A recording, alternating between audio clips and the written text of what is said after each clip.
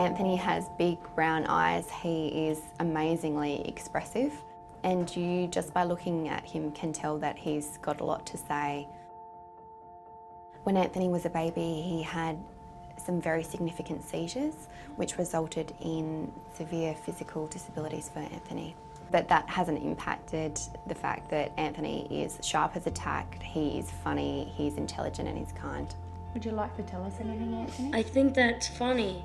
The first thing I noticed about Anthony is he has an amazing personality, very bubbly, he knows what we're doing, and he knows what he wants in life. Anthony's favourite things are ABC Kids and Nemo, sensory play, going to the park, getting out in the community, reading books.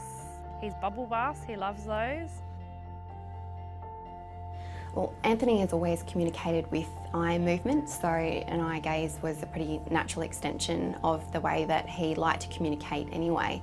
But under the NDIS there is an opportunity to apply for assistive technology devices, and given that Anthony has a lot to say, we felt that having access to a more advanced communication aid or device would help us hear all the things that Anthony wanted to tell us.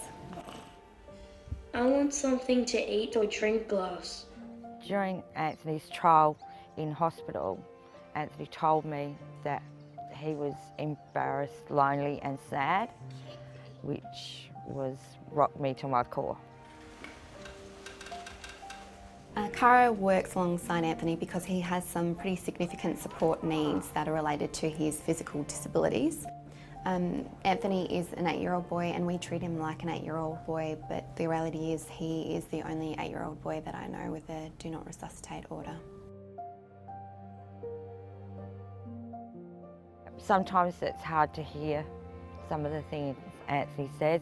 We get pretty upset, but that's how we help him, by listening to what he's got to say, because he has got words to say.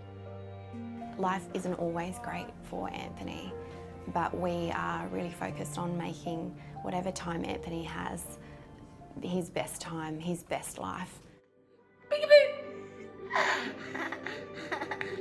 Anthony is a proud Aboriginal young man and we support his connections to culture and his family and his mob. They come from, that's where Anthony comes from. Right there.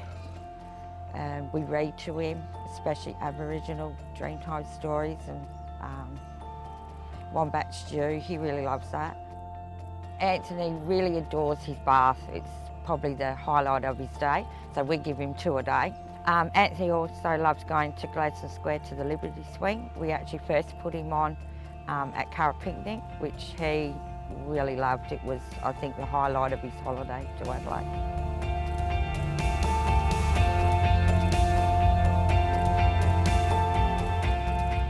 Wait a minute, finish go. Where's Mom? It is like learning a new language.